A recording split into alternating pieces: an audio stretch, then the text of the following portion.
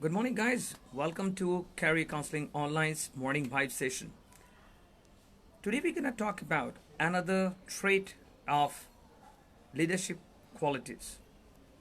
What is that one quality which differentiates a leader from his subordinates or a decision maker from his employees? We are talking about how fast that person can think, how fast the person can analyze, how fast the person can implement the change. Yes, we are talking about faster decision making. That's one of the leadership qualities that the leaders needs to practice constantly to keep themselves focused and to keep their employees in the right track. Now, how do you practice decision making? What exactly is decision making and how important it is? Decision making is all about analyzing a situation, analyzing the impact of the situation, analyzing your role in the situation, and motivating you to take that right decision in the right direction to get things done. For employees, they need to observe their leaders, they need to observe their directors, they need to observe those on the hierarchy who are taking decisions. How are these decisions making a change within the organization? How are these decisions focused towards the employee? How are these decisions making significant change in the presence of the organization in the competition market? We are talking about a decision making. We always mention that decision is what defines the future of the organization. So when we are talking about decision making, it reminds me of, again, Steve Jobs. In one of the interviews, he was asked, what is the success behind Apple Corporation? One thing he mentioned was, we do not waste time behind decision making. Yes, we do our homework, we do our part of analysis, we do our part of study, but when it comes to decision making, myself and the employees of Apple are fast decision makers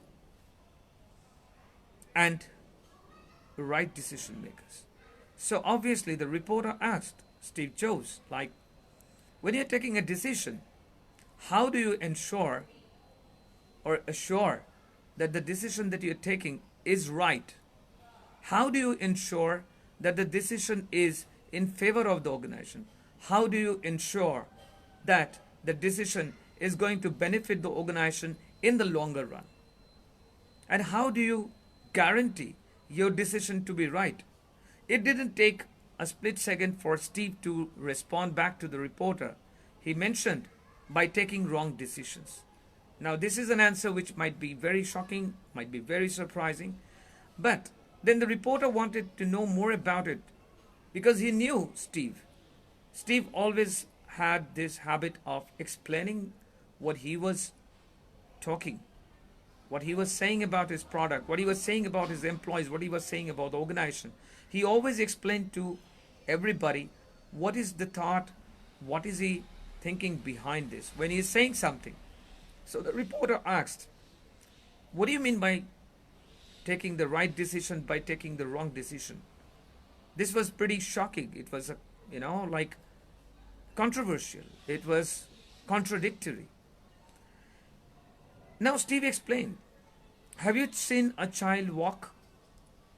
When a child walks for the first time, the child, as we mentioned, trembles, wobbles around, grabs this, grabs that, tries to stand, takes first step, falls down, but yet the child does not cry. Again, the child stands up, again starts to walk, And that's how he takes step after step after step after step. And one fine day, you find the child walking all by himself or herself, letting go of the hands without any balance, taking all the confident steps. So, Steve mentioned when the child falls, if the child was afraid, he or she would not have taken the next step. If the parents were ashamed, or if they rebuked the child, or if they shouted at the child for falling back, the child would have been crippled throughout the life, irrespective of having healthy feet and healthy body. Why? Because every time the child fell, the child rose up thinking it as a game, thinking and taking it as a challenge, like, yes, I can stand up, I can take a walk. The child does not understand that. But the fun in standing up and taking that step is what drives them. It is similarly, we might be analyzing a lot, we might be thinking a lot, we might be studying a lot, we might be doing a board meeting, we might be doing meeting after meeting to take one single decision. By the time we take a decision, the scenario or the environment might have changed. Like, take for instance this COVID-19 situation. All the big corporations, all the big companies had some thought, had some product rollout, had some business process to come out, had some new products, had some new implementation. But all this thinking, all this planning, all this analyzing, was of no use, because suddenly there was lockdown, suddenly there was the pandemic, suddenly there was a fear among people for the virus. So everything changed. You see, all those times spent behind thinking, analyzing, trying to get a better hold of the market, and everything is lost. So by the time you are planning to take that decision, planning to implement what you have decided finally, it might be too low. It might be too late for that decision to make a significant change in the organization. So it is very important to take the decision. Like, when a subordinate approaches you, there might be various parts in the operation which requires the final approval of the manager or the reporting authority. Now, if you are the head, if you are the director, or if you are the decision maker, and you take a long time to analyze the situation and think about it, discuss about it, and go through it, and if you are putting it aside to do all those things when you have some time, by the time you take a decision and get back to that subordinate, the process might have been hampered a lot. The process might have faced a lot of other challenges, and the challenges might have piled up together to create a bigger challenge which you never comprehended, which you never thought of. And this might be something which you might not be able to solve at your level. You might have to go back to the next level and then think to the person that you are reporting and you are expecting a feedback. If that person takes equally delayed time like you, by the time he gets back to you, your job is jeopardized. The whole thing is gone. And the thing is, then you cannot go up to the management and say, oh, this thing went wrong because of my subordinate. Because the subordinate will always say that they approached you in time. They sent the mail. They did raise that red flag. They did send you that email. They did speak to you over the meeting, and this was mentioned to you. And then you will be in a very, very awkward situation in front of whosoever you are reporting, because even the directors reports to the stakeholders reports to the board, and so on. So it's never that you're never going to report to somebody. So you might be facing those uncomfortable questions as to why didn't you take the decision at the right time. And if you were mentioning that I was waiting for the right time, the right decision, I was waiting to approach you, get your feedback, and then take a decision, by that time it might be too late, and your explanation might appear as an excuse only. Now, taking a wrong decision, it's a very famous quotation which says that sometimes the wrong train takes you to the right direction. You wait for the right time, for the right decision to be taken, for the right moment to be implemented, and by the time you try to implement that, those things are never required. So all this time brainstorming, all this time for thinking, analyzing on your part, the meeting, and all this work hour, productive work hour, which has been spent in the meeting, taking decision, and all this has gone for loss. So sometimes taking even the wrong decision is better because it's the requirement of the time. What will happen? It might not give you the right expected output, but at least you will have some output on which you can work again, you can rectify the process, you can again work on that. But if you take a lot of time in decision making, well, that's not a quality of a leader. A leader has to be fast thinker, fast analyzer, and fast implementer. And this fastness in implementation can only come from a very fast decision making. So do take that decision. Okay, do take that decision. Don't be afraid of mistakes, because even a wrong decision might get you some result, whereas if you wait for the right time to take the right decision, that this whole thing might go unwanted, unnoticed, unrequired for. So it's 100% loss.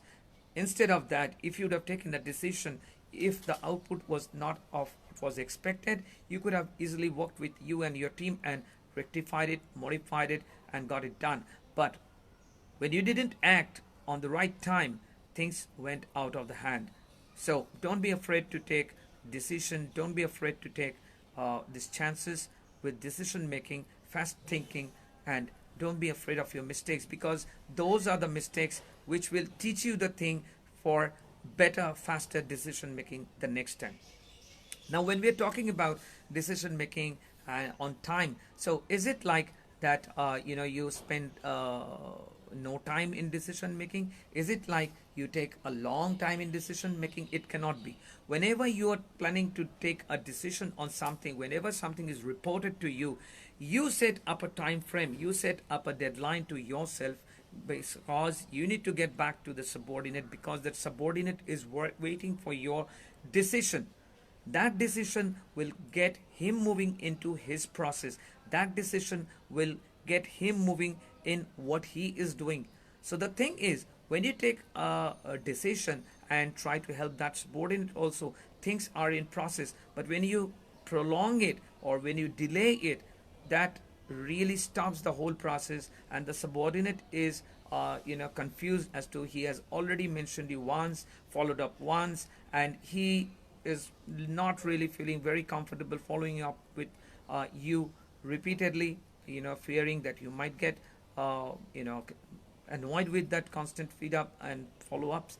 So the thing is, what will happen in the long run? The process gets impacted. In the long run, the production gets impacted. In the long run, the revenue generation gets impacted. And when that happens, you understand why decision making, faster decision making is important, is because in the market, everything is changing with every hour, single hour, things are changing. Things for a need for the product, things for the market, things for the marketing strategy, things for market penetration, things which are demanded by the customer, things which are available to the customer, the client psyche, this persona, the buyer's persona, everything is changing. We are in a very volatile world.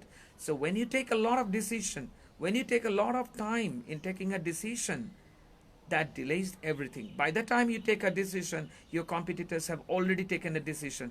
The product might not be up to the mark, the product might not be up to the quality, the service might not be up to the quality of service which you maintain. But then again, the customer says that at least we needed that product at that time, we needed that service at that time, and it was not a choice like to go for the best. We had to get these things done, so we went to this competitor to get these things done. Now when that happens, you see the competitor gets the support. The competitor starts working on their faults, on the issues reported, on the challenges reported by the customer, and then they become more stronger by working on those faults, because now they have a product with the expectations of the clients and the customers being met. So you will have more competitors. So the best part is you taking a decision. How to take a faster decision is by setting up a deadline for yourself.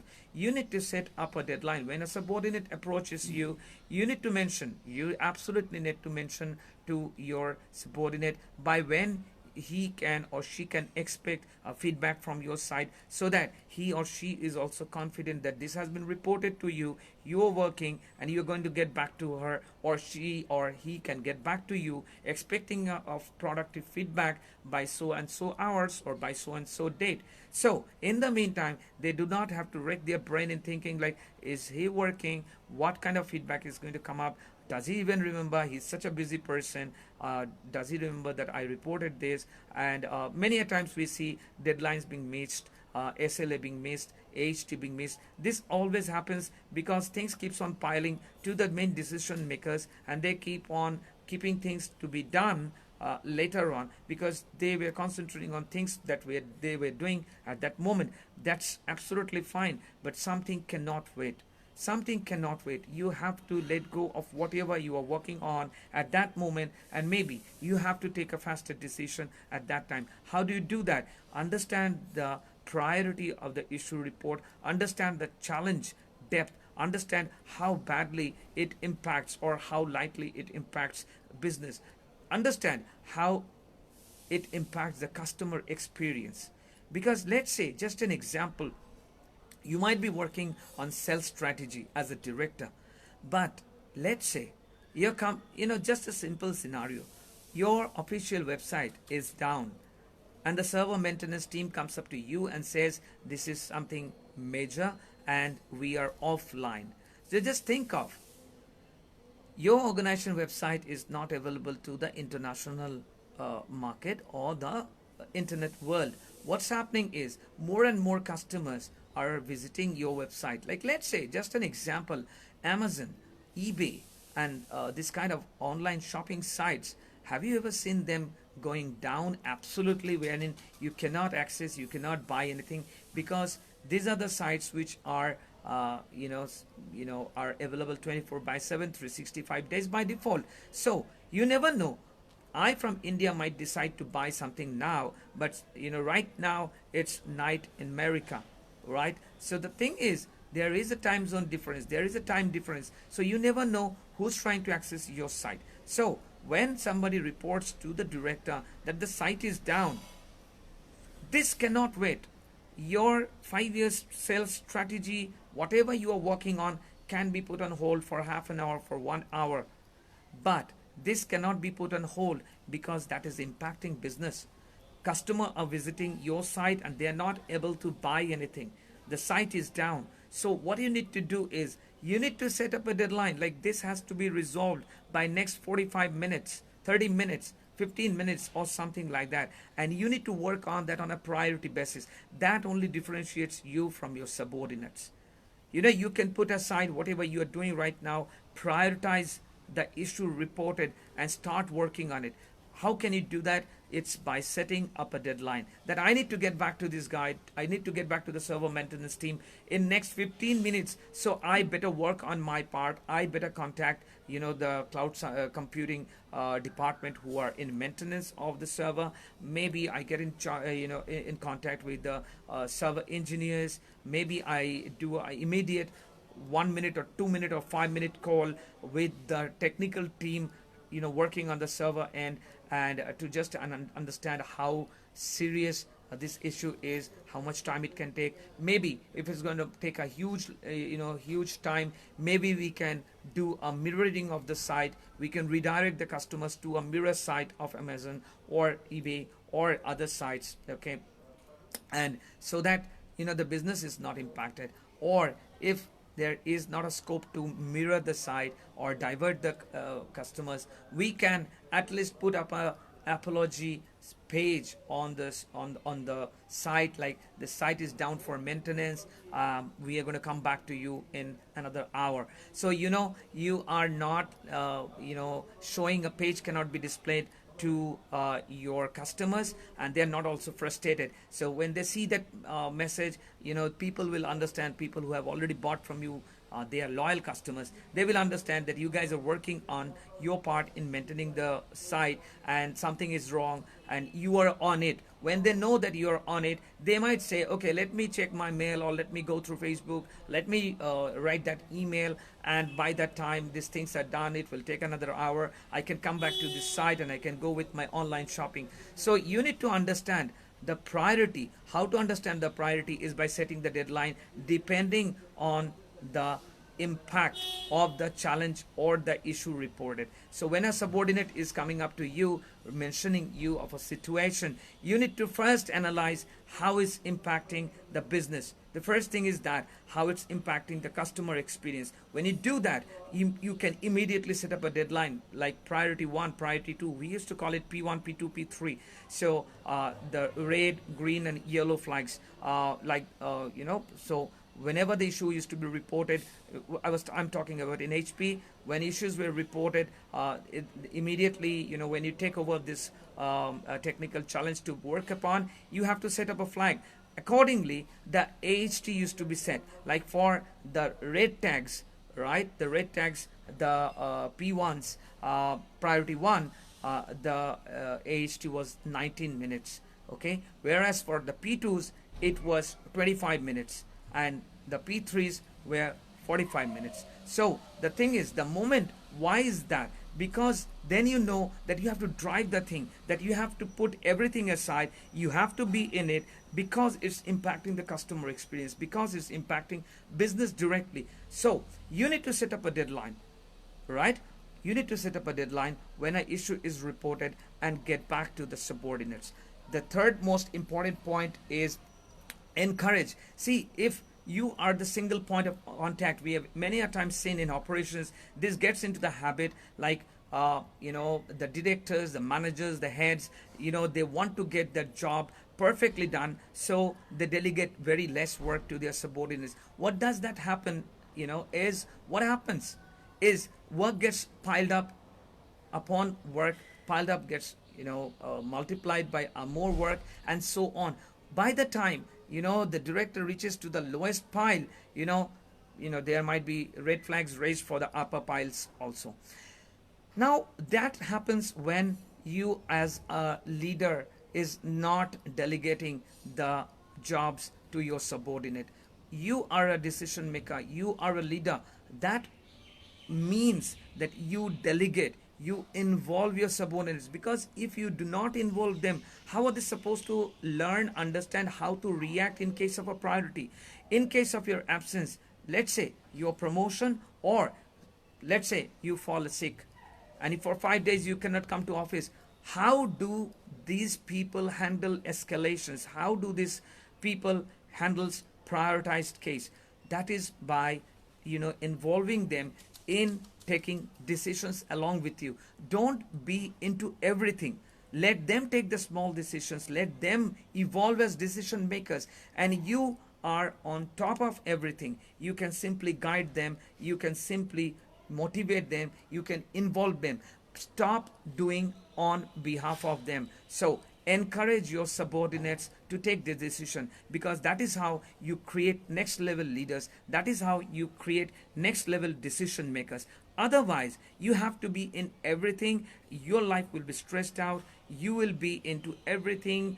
It might give you a feeling like I am very important. I am into everything. Without me, things doesn't move. But trust me, things will stop moving with you in everything. If you are the single point of contact for everything that's happening in your department, very fine, absolutely fine. But be assured that in the coming days, you are going to completely buckle down, because there might be 5 priority cases which you cannot put aside. How do you work on that parallelly? 5 cases you cannot work. So you will have to again prioritize among the prioritized cases, and you will have to work on the one that cannot be done without you. The rest 4 you have to assign to your subordinates. But if you have never involved them into decision making, how can they work on it? it will not suffice if you then question their competence, if you then question their capabilities, because this cannot go on for a long time. One fine day in the board meeting or in the meeting, they are going to come up with this frustrated state of mind and say, but you never taught us how to do it. You never involved in the process. How are we supposed to learn it when we even don't know? I have seen many cases wherein subordinates, employees do not know certain fields of the CRM, right? The CRM they do not know, because it is always that when the escalation came, they handed it over, or the manager took over, and he was the person who recorded the case, who compiled the case, who forwarded it to the R&D department, who compiled the report, who sent this report. But now when this guy was absent, or when this guy was on a holiday, when this prioritized case came, this guy had no idea how to even log that case in the CRM. And I'm not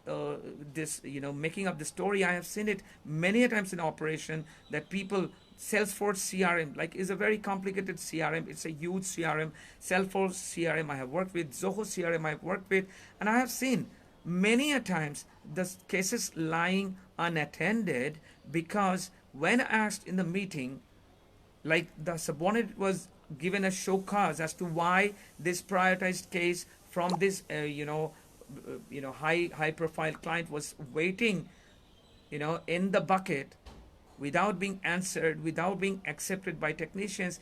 The live technician immediately mentioned, sir, I do not know how to log this case. I do not know how to take this case in my bucket, because this case came with a red tag, and red tags we have never handled. So the thing is, encourage others, encourage your subordinates, encourage your team members, encourage whoever reports to you to take decisions. When they take small decisions in your presence, trust me, in your absence, they will be able to take bigger decisions too. And when that happens, you can be assured that you can move ahead and go up to management and ask for more complex situation, wherein more complex thought is required, wherein more thoughtful decision making is required. What is happening is, not only you are paving the path to growth in the career for your subordinates, you are paving your own path to your career growth also. When you can move ahead, when the management will say, if you move ahead, like say from your position to the next higher position, who's going to get the works done? The kind of jobs that you were handling. When you can come up to management with 5 people already involved into such kind of decision making, such kind of working, what you create is a healthy work environment. You let these subordinates, you let these team members also understand that the position is not fixed, that they have a scope of growth, they have a lot to contribute, they have a lot to take decision into, they have a lot to evolve as. So that is the reason you were involving them into decision making, and they will be very, very happy to take these responsibilities, because they understand now that you are involving them in decision making, because you are trying to mold them, you are trying to guide them, you are trying to motivate them, you are trying to encourage them towards better position. And better position will require faster decision making, and that can only happen when they are involved in taking small decisions in his presence or in his absence. So encourage your team to take the decision. So you need to understand one thing: the game always has to be bigger than the player. The organization always have to be bigger than its employees, and the work or the decision always have to be bigger than you or your ego or your thought process. When that happens, the organization grows. When that happens, you grow, and with your growth, with the organization's growth, the employees grows. Now when that really happens, what happens is actually the revenue model becomes better. The revenue generation becomes better. With the better revenue generation, your rewards, recognition, salary restructuring, everything changes. The kind of facility that you use, the kind of I would say advantages which are given to you in terms of medicals, in terms of health benefits, in terms of other benefits, those increases, because the organization sees that all of you are taking initiative in faster decision making, and the organization as a whole can take faster decision in terms of international collaboration, in terms of new ventures, in terms of new products, in terms of expanding their business into new countries. When that happens, when that kind of expansion happens, that not only ensures a solid foundation for the growth of the organization, it also ensures a growth foundation for you and your team member. So one of the best quality of leadership is faster decision making. So I guess you will work on these 3 points that I mentioned about today, and I wish you all the fast decision making. With that note today, I thank you for joining me this morning session of Morning Vibes, and as I always say, do take care, stay safe, learn, contribute, and evolve.